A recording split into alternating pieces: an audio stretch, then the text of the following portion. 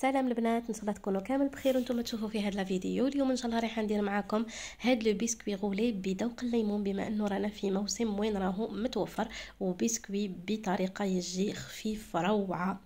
الوغ لهنايا بالنسبه للمقادير ما راحش نهضرها لكم، رايحه نكتبها لكم في صندوق الوصف ونخليها لكم بطريقه مرتبه احسن واحسن.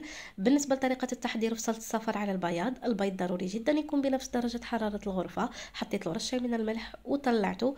كي يدير لي هذيك الطبقه الرغويه نزيد له السكر.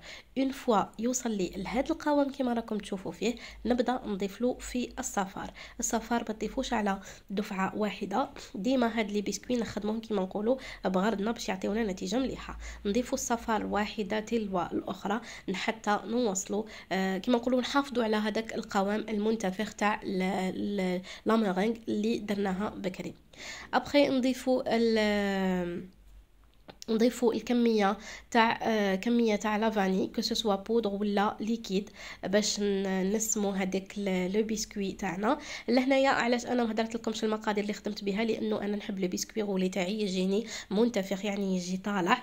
ودرتو في سنيوه يعني صغيره. نتوما اذا درتو بالكميه هذه راح نعطيكم المقاييس تاع السنيوه اللي طيبوا فيها، ونمد لكم ثاني المقاييس تاع السنيوه هذه اللي طيبت فيها انا باش تعرفوا ابوبري السنيوه هذه شحال تخرج لكم، شحال تخرج لكم الحجم تاع لو بسكوي غولي تاعكم، ونمد لكم المقادير اللي تستعملوها فيها.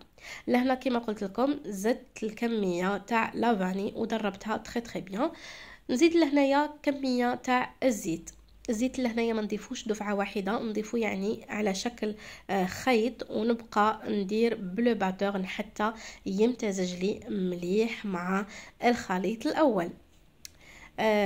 لهنايا خلطناهم مليح. نبدا لهنايا نزيد نجيب الفارينه تاعي. قبل ما نجيب الفارينه عفوا لهنايا درت لو زيست تاع لو سيترون باش نسمو مليح، بما انه رايحه نحشيه بكريمه بذوق الليمون. نتوما طبعا اذا درتو ان بسكوي كو شوكولا ولا كراميل ولا فاني، هاد الخطوه ما ديروهاش، يعني تقدروا لهنا العكس، اذا درتو شوكولا ديروا كاكاو، اذا درتو كراميل ضيفوا لي باداروم تنكهوه يعني باي منكه نتوما حابينه. نخلط لو زيست دو سيترون هذاك مع البيض نتاعي، ونجي نضيف عليهم كميه تاع الفارينه مع الخميره. لهنايا ضروري جدا انه نغربلوها ونخلطوا، يعني نضيفوا بالكميه، يعني ما نضيفوهاش على دفعه واحده، نضيفوها على دفعات. من المستحسن انه عمليه المزج تكون باستعمال ان فوي باش تسهل عليكم العمليه وتسرحها، وما تبقى لكمش كيما نقولوا الفرينه حاصله لكم في اسفل البول هذاك.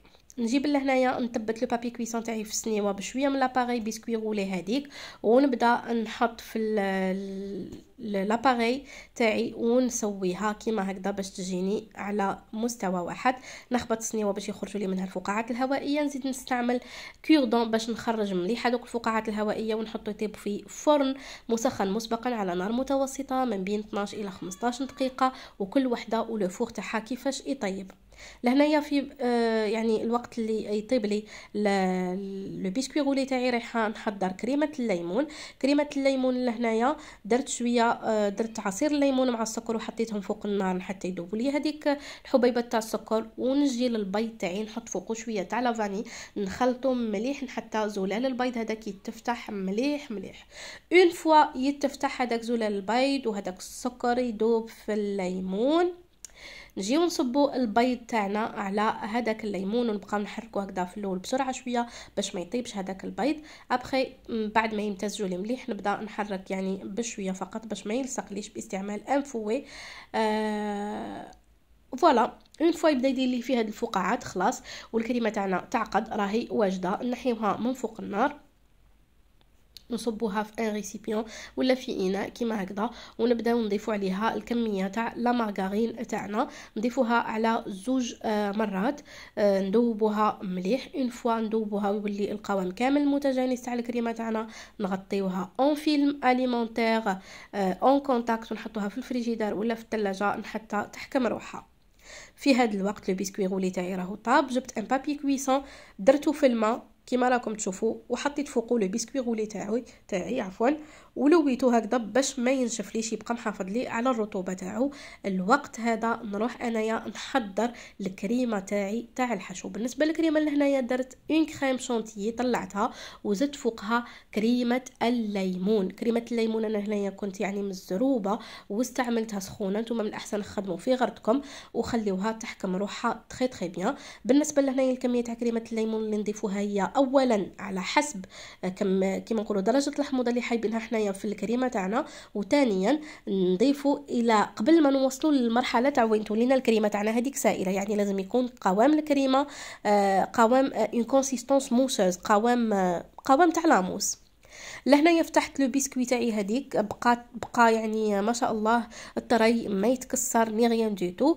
نضيف لهنايا الكميه تاعي تاع الكريمه راكم تشوفوا فيها كيفاش قوامها، يعني باين باللي حاكم روحو.